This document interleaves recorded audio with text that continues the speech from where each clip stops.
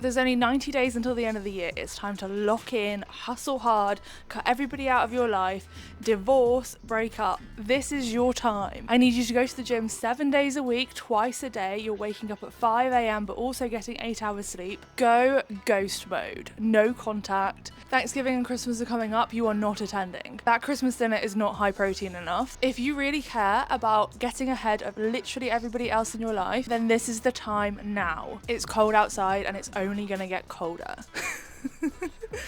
Yeah, we're not doing that. I can't keep that up.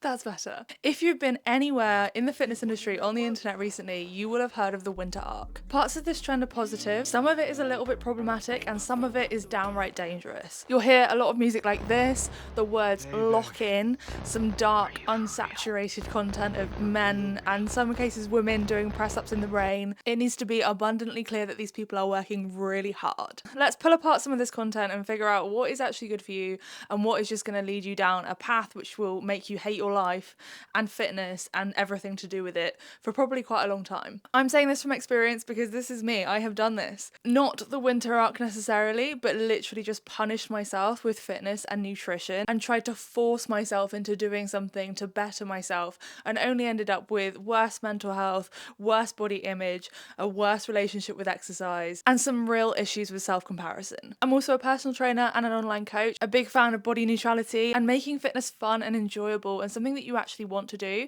So this trend goes against what I believe in lots of different ways. And if I was working with a client, unless it was one of these positive examples, I would not suggest they do a winter arc. But let's have a look at some of the content and the rules and see what's really problematic about it. The winter arc, it's day one. This is your fourth quarter. Everything that happened prior to this, throw that shit out the window.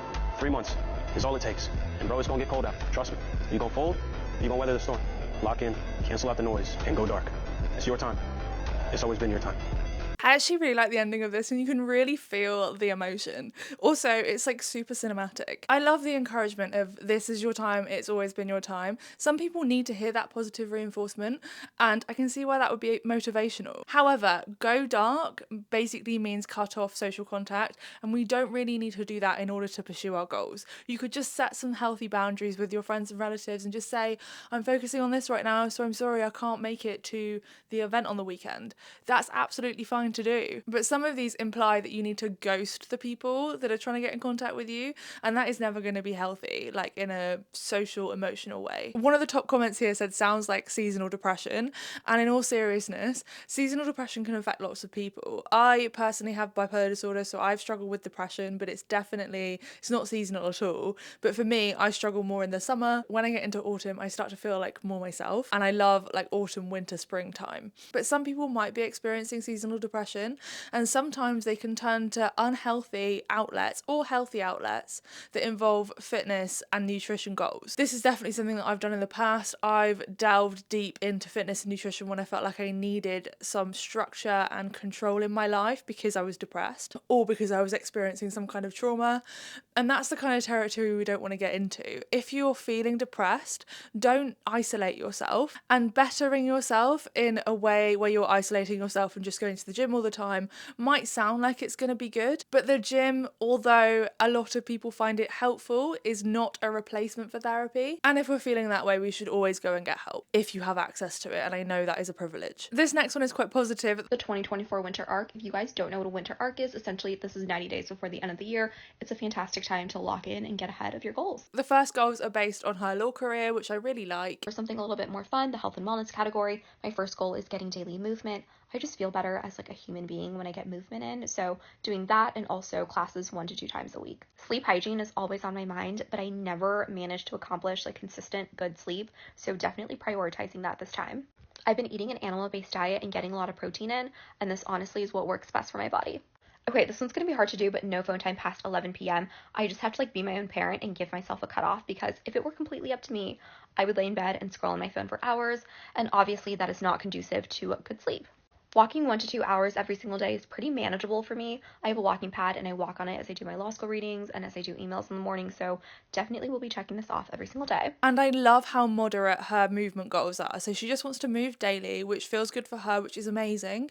And then she wants to do 1 to 2 classes a week. And that's a really moderate approach. That's not a lot of classes. A lot of people, especially within fitness spaces that I've been in, have said you need to be going 5 days a week. So 1 to 2 classes a week is a great goal, especially as a beginner. I would totally recommend 1 to 2 classes. Or as somebody that just wants to do classes occasionally, you don't need to train all the time. You can get exercise in lots of different ways. And she also shows that in her walking. She walks 1 to 2 hours a day, and she's got a treadmill at home that she does her work, answers her emails while she's walking on a treadmill.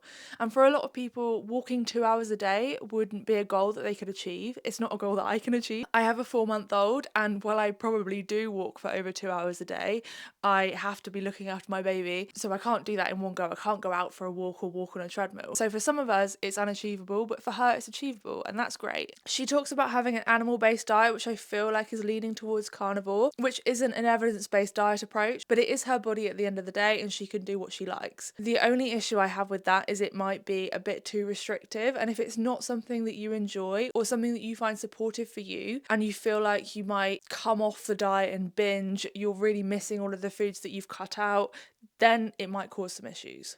What is the winter arc and how can you use it to get ahead? In essence, it's all about leveraging the colder months to really lock in, gain momentum, and get ahead of everyone waiting for January 1st to hit their goals. While everyone else is relying on New Year's motivation, you'll already be deep into your routine, building healthy habits and discipline that sets you up for long-term success.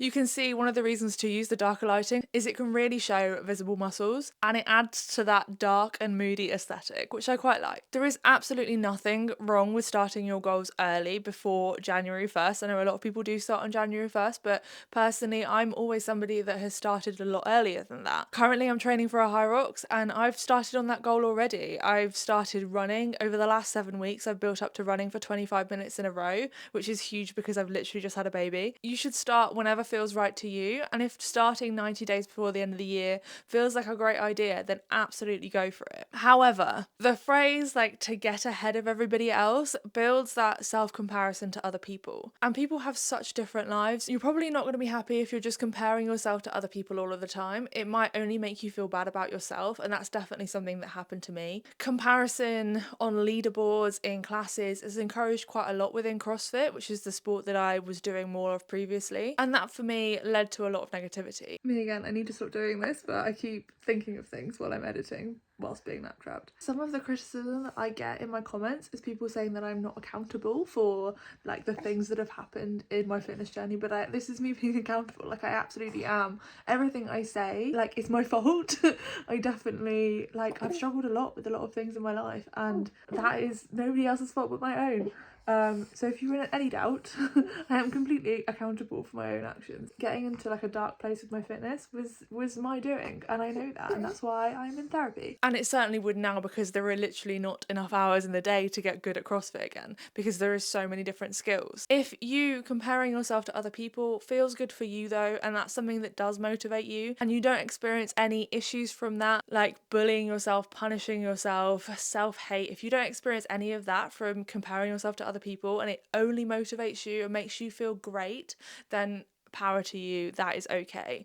But there's probably other people out there like me that find negative consequences from self-comparison, and a lot of this trend seems to be built upon getting ahead of everybody else. So I don't know if you've heard, but me and all the other self-help girlies are in our winter arc, which means we are getting ahead of everyone else that is waiting for January 1st to start hitting their goals. I love Lena, and she has been pushing this idea of the winter arc quite a lot recently on her social media, and a lot of the content is super positive. It's just about bettering yourself in lots of different ways. It's serving as motivation, but there is that little bit in there about self-comparison, about getting ahead. Hot girl mindset shifts that you need to know for your winter arc that will completely transform your life. Get comfortable with the uncomfortable. Growth will only come from you doing the things that you don't really feel like doing. You know, you don't want to wake up at the butt crack of dawn to go work out. You probably don't feel like closing out your TikTok app to go study for your exam. But doing those uncomfortable things is the only way you will actually grow. And then also, waking up at the crack of dawn is not necessary to reach reached your goals, and often you're just reducing the amount of sleep that you have, which can actually impact your goals. If you're looking to build fitness and strength, your body needs to recover properly and therefore it needs sleep. And also, I don't understand how a lot of these people are waking up at like 4 or 5 a.m. and then also getting 8 hours sleep but struggling to get off their phone by 11 p.m. We've got a set of rules here. A gallon of water per day, which I think is about 3 litres, so that is not too bad. It is a bit over what's recommended, I think, but that's going to be fine.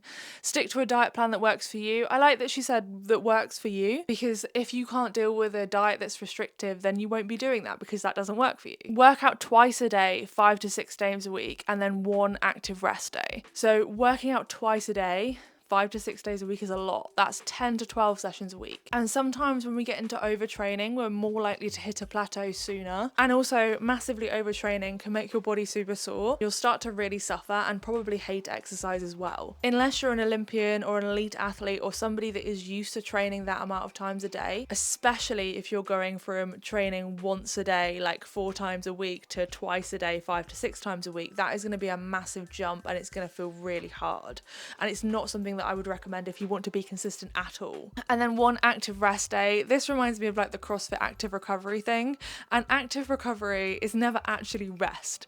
It's just a steadier state workout that's a little bit longer, or like sitting on a cardio machine, and that is still working out. That's not rest. It's always good to have at least 1 rest day a week. I would personally recommend 2 rest days if you're an ordinary person and you want to recover best for your workouts and see some good results and gain strength, gain performance. 2 days a week rest is great. One of those could be active rest, but maybe something like a walk or doing something like housework or running around after your children. That kind of active rest is totally okay, and you're absolutely allowed to have a complete rest day where you lie around and do nothing. But if you're doing an active rest day, just make sure it's just not an excuse to do another workout. Sleep for 6 to 8 hours, that's a great goal. Do not disturb after 8 p.m. I love that. My phone, honestly, I barely scroll at the moment because I want to be off social media. And also it's important for me to be present in my life with my baby. So I love that one. Remove toxic people out of your life with lots of exclamation marks. Yep, fair play. And then no distractions, go ghost. That is a bit like isolating. It depends what you're doing, it depends how you're doing it, but if you're like no distractions, go ghost, that makes me think they are isolating and not socializing, especially at a time of the year when there is a lot of socializing going on. This is obviously satire, but it is a reflection on what a lot of people are doing. Winter Arc 2024 is upon us, and these are the official Winter Arc 2024 rules that you need to be doing. Rule number 1: divorce, break up, or cut off any form of relationship that you have in a romantic sense. We don't want any distractions. We need everybody who is romantically involved to be out of your life. Number 2: 3 litres of water at least every single day. Rule number 3 of the Winter Arc is gym at least 6 times a week. 1 rest day is required each week, but every single person should be going to the gym at least 6 times a week. I don't care what you're doing, how busy you are, gym is life. Rule number 4: 1 mile walk at least every single day, even when you're going to the gym. This is outside of the gym, this is in nature, this is outside. They are saying to end your relationships, get out of the relationships, divorce maybe even. That is pretty extreme. I would not recommend ending a relationship just to pursue fitness goals. And I'm pretty sure this next one might be the one that was based off of. Here are the official rules for this year's Winter Arc. Rule number 1, you've got to be hitting gym at least 4 times a week. And to be honest, that's the bare fucking minimum. Any less than that, you might as well do Pilates with the mothers. There is absolutely nothing wrong with doing Pilates with the mothers. If that's the kind of exercise that you want to do and that's how you feel best moving your body, then you do that. Rule number 2, no girlfriends, no relationships. Even better if you can get your little heart broken within the next 2 weeks. Don't be doing up Winter Wonderland and building gingerbread houses at Christmas time. That's not a real fucking Winter Arc, bro. If you can get your little heart broken, that makes me sad. Like, don't do that to yourself just for your fitness goals. This feels a little bit aligned with gym cell culture. I'm not sure if you've heard about that, but it's basically cells that go to the gym and don't talk to women. There's a load of content around it. Let me know if you want to hear a video on that. I could totally do a deep dive. But you don't need to end your relationships to get to your fitness goals. Just maybe speak to your current partner and say, I want to focus on my fitness a little bit. Do you mind if I don't hang out on this day, or do you mind if I go to the gym at this time? Healthy communication, setting boundaries, just have a chat. You don't need to dump them. And this is basically all of the content that I've seen from the men, is like the low saturation, doing stuff in the snow and the rain. It's super moody looking, and I quite like it. It's very artsy. You'll notice there is a difference between the men's content and the women's content, or predominantly there are definitely some women doing this style of content. I find all the women that I've seen have a bit more of a moderate vibe, whereas the men are really going hard and they've got this sort of villain era going on. These guys are doing push-ups in the rain, and I totally get it. I love exercising in the rain. I love running in the rain, but for me, I wouldn't look like this and like all serious. I literally am grinning my face off when I'm running in the rain because I just enjoy it so much. And I know that probably makes me weird, but it wouldn't fit the content aesthetic. Whenever I get to a low point where I think, why do I even bother? I just remind myself, this is where most people stop, and this is why they don't win. The shots that this guy has got on this one, I appreciate the dedication. He's even doing the screaming into his hands. He's set this up so well, and you can see the amount of effort that has gone into this content. And this kind of stuff makes me think maybe they're just playing a character. Maybe it's just a performance. For me, it feels similar to when women romanticize their life, or if you know of Florence Given, she does Living Deliciously. Maybe this is the bloke's version of that, but they just want to be like a superhero, super villain. They want to cosplay that fitness transition part of the movie where the hero or the villain like gets pissed off and then gets better at everything and comes out the other side either like a violent criminal or a better superhero. That's what these seem like, and a lot of it seems to be about comparison, about being better than everybody else and emerging in January this like all-round better human than everyone in your life. Hello mate, what's up with you? It's the 1st of October. The winter arc is upon us. This is hilarious. Apparently there are a lot of men in gyms at the moment in hoodies exactly like this. It's a super common thing. Time to sacrifice all worldly pleasures. What are you on about, mate? It's the 1st of October, it's still autumn. Yeah, not the winter. The winter arc starts in autumn and it arcs its way through winter until we arrive back in summer. All right, mate. Are you sure you're not going to need a spot with that? I've never seen you bench that much in my life. It's the winter arc. I live by the bar. I die by the bar. Firstly, why are you speaking like that? And secondly, you're going to have to explain it to me. I don't understand. You train all year round, all throughout summer. What difference does it make if it's the winter arc or not? I'm glad you asked. Firstly, it's cold outside. Secondly, I'm wearing a hoodie because it's cold outside. And thirdly... You shaved your head. What have you gone and done that for? I also haven't pleasured myself since the 31st of September at 11:59 p.m. What, you mean yesterday, like 5 hours ago? Oh my god, and the bald head. People are actually doing this. Hang on a second, I'll find an example. Yeah, here we go. And I totally get this as well. I have definitely had phases in my life where I've needed to transform myself and just do something a little bit different, get a haircut, feel like I'm a brand new person because maybe I've like broken up out of a relationship or quit a job or just done something different and I want to reinvent myself. Maybe that's what this is, and they're kind of getting into this character more by shaving their head too, or some of them are doing buzz cuts, so they're not going like the whole way shaven. But it's interesting, I've not seen this before with a trend. You definitely seen it with women. You see that the clean girl aesthetic where they have the slick back hairdo, and maybe this is just the alternative. It makes me want to do like a little Pinterest board of like the winter arc aesthetic, you know, with like all the clothes that you get lined up and the hairstyles and the inspiration. A lot of them talk about how cold it is, and well, actually it's quite warm in my house at the moment. I don't know why. It's like 18 degrees. That's warm for me. I'm in England. The more you get out, so stop fucking making excuses.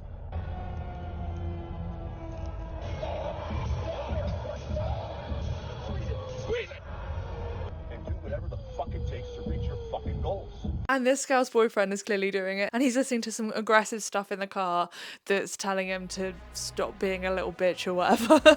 Negative reinforcement doesn't have positive impacts. That's literally proven. I wonder if I can find some papers on it or something. But I've had that time and time again. It's great to make things happen quickly. It's why the military use it. But long term, to develop good, healthy habits, it has the opposite impact. So you're more likely to hate it. You're more likely to be less consistent. So listening to that kind of motivation motivation, while it might motivate you there in the moment, is probably going to have a lasting negative impact. But the video as a whole is quite funny. I can't imagine, oh my god, if my partner did it. He doesn't even know what it is, but that would be hilarious.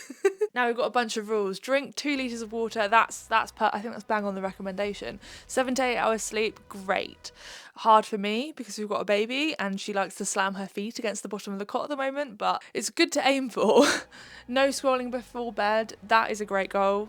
10k steps is a little bit, it's just plucked out of nowhere, the 10k steps. It was someone trying to sell pedometers and they just made up that distance. 8,000 steps is absolutely fine, but if you want to move that much, that is okay. High protein meals, great goal. Daily gratitude journal. I love journaling. Journaling is very helpful, and especially if you've had any sort of therapy, any sort of mental health issues in your life, you've probably been told to journal, and it is completely transformative. So I totally support that one. And read 10 pages a day. Absolutely. For me, reading is such an amazing outlet. I read a lot. I think my streak is on like 640 something at the moment, and I probably read a couple of chapters a night, and then sometimes I also read in the day. If I'm ever in a waiting room, I'm definitely reading. Any chance I can read, I'm doing it. So it's a great goal to have, but just make sure that they're not like boring self-help books, and make sure it's something that you're interested in. Don't force yourself to read if you don't want to read. And if you're reading something that you don't want to read, you're not going to want to do it. If you're reading a really exciting book, something that is related to your fitness goals, or just some fantasy, then you're going to want to read, and it will be easy for you to read those 10 pages a day. We've got some more rules here. Wake up at 5 a.m. to 6 a.m. So there was quite a few of these saying wake up super early. Honestly, most of the time it's not worth sacrificing sleep. If that is the only way you're able to get exercise in, which at the moment I think my partner has to wake up at like 5 a.m. to get exercise in, that is fine. And in different phases of life, maybe you get less sleep. But if you're trying to be a better version of yourself, it is actually important that you get enough sleep, especially if you want to progress on those goals. Drink 1 gallon of water per day, absolutely fine. Sticking to daily skincare routine, that's good. I mean, I'm terrible at that. Read 20 pages a day, slightly more than the last one. Eat 80-20 on a carnivore diet. I don't like the carnivore diet. I do believe that if anybody wants to diet or wants to eat in whatever way they want to eat, they absolutely can. But if you're someone that struggles with restriction, then it isn't that wise, and the carnivore diet is not evidence-based at all. And there can be lots of negative health outcomes to eating too much meat that's high in saturated fat. She's also got posts on social media 1 to 2 times a day, launch my side hustle. I love that. Go for your business, absolutely. Cook 1 new meal a week. I love that one. I love cooking. I cook a lot, and I love to cook meals that are inspired by different cultures. I do quite a lot of fusion stuff. I also love to find new ways to make vegetables taste nice, and setting a goal to cook a couple of times a week is experimental, and it makes you discover new foods that you might like. I would totally add that if I was doing this to my rules. And reduce spending, focus on saving. I like that one. That's great. Hard to do around Christmas, but... And here we've got a really dangerous one. Progressive overload all over winter. I agree with that one. Progressive overload is super important, and that means not just like adding extra weights to the bar. You can progressively overload by increasing the reps or increasing the weight, or adding in something like a tempo or a pause rep. And he's also saying record all lifts. Great practice. Follow a nutrition plan, that's fine. Work out 5 to 6 times a week. He's not said twice a day, so that's totally cool. And also if he did say 2 times a day and he's some form of elite athlete, that would also be okay. It's just doing what works for you. Having 1 active rest day. We do have the slight issue here where if you're working out 6 days a week and then you're doing an active rest day, then you're not fully resting. But this is the dangerous point. 6 litres of water per day, which is ridiculous. You could actually die. And somebody said in the comments, 6 litres of water, I would literally drown. I'd be in hospital drinking that much, barely getting 1 litre in me a day. And the guy responded, stay active throughout the day and drink often. It's pretty easy. It's pretty easy, apparently. It's what my previous coach recommended, and he's an IFBB pro. You've got this. I think I know where this is coming from. So in bodybuilding, or also stuff like Olympic weightlifting, wrestling, any sort of weight class sport, or like in bodybuilding where you need to be dehydrated in order to see your muscles, you do something called a water cut, which involves water loading over the space of about a week, and then you drop drop the water off so you're drinking barely anything at all the day of competition. And that means you become very dehydrated rapidly. That isn't healthy, but it is a way to get the physique that you're looking for or get to the weight that you need to be. This bodybuilder guy that recommended it would not have been drinking 6 litres of water a day every single day. I think the creator has just misconstrued it. So the risks of drinking 6 litres of water a day would be something called hyponatremia. Excessive water intake can dilute the sodium levels in your blood, leading to a condition called hyponatremia. This can cause symptoms like nausea, headaches, confusion, and in severe cases, seizures or a coma. And that's absolutely true as well. You can look that up. Feel free to fact check me. And actually, I had a bit of an issue a while. My sodium fluctuates quite a lot, and my sodium has been low over the years, partly caused by the eating disorder and massively restricting my diet, but also I think because I was drinking excessive amounts of water and I was not good. So just make sure you're not following extreme guidelines, and if you're drinking more water than the recommended amount, make sure you're having some electrolytes in there, but also don't go crazy with those either. And then other risks of drinking too much water: kidney stress. Consuming too much water can put strain on the kidneys, electrolyte imbalance. There's loads of risks. Don't do it. Don't drink 6 litres of water a day. Sleep 8 consistent hours. I like that. Read for 20 minutes a day. Again, a good one. If you've got a book that you enjoy, that will be easy for you. Set daily goals and don't give up. Those are fine. It's just, I feel like there's this one-up culture within the winter arc, and people are trying to one-up each other with every single post, and they're trying to make it harder because it's seen as a fitness goal, but also kind of like 75 hard, like a mental toughness challenge. The problem with a mental toughness challenge is that what are you getting out of that exactly? If it makes you feel bad about yourself, if you're unhappy with your life while you're doing it and it's tough and you're getting through it, what are you trying to prove? Are you just trying to prove that to everybody else? And do you not care about how your mental health is going to be from there onwards? Because mental toughness and doing mental toughness challenges doesn't necessarily lead to better mental health or even better mental toughness generally. I find I am more resilient the more I allow myself to feel emotions, and the more I actually accommodate for myself, forgive myself, the more compassion I show towards myself, and the more I work with my goals and what I actually want to do, the more likely I am to achieve them and stick to them and have consistency. And if you're trying to achieve something like bettering your life, you might find that you get more progress if you find things that you actually enjoy. So maybe your goal is to train 5 times a week. Make sure those are things that you want to go and do, sports that you love. Give yourself adequate rest days, and if your body is telling you to rest, let it rest. You can always build up your work capacity from there. You don't have to push yourself through, because that often leads to burnout. If comparing yourself to other people makes you feel bad, then don't do it. Celebrate your little wins and how far you've come and your achievements, no matter how big or small, and recognize that everybody else living their lives have different lives and completely different ways of living. Like, some people have bigger commutes to work and commutes to the gym. Some people have families. Some people barely had any sleep. There are loads of reasons other people might be doing better or worse than you by your metrics. So just don't compare yourself to other people. Genetics also plays a massive factor in fitness. So don't be hard on yourself. And if you are tempted to do this winter arc trend, absolutely go for it. But just make sure the rules that you set for yourself fit within your life and are good for you both mentally and physically. Or don't. It is your life at the end of the day. But if I was to do it, that is what I would do, because it's just not worth making yourself hate exercise so that you don't want to do it ever again. I mentioned 75 hard and I have done a full video on that. If you're interested in watching it, then it's right here. Thank you for watching, and I'll see you next time. Bye.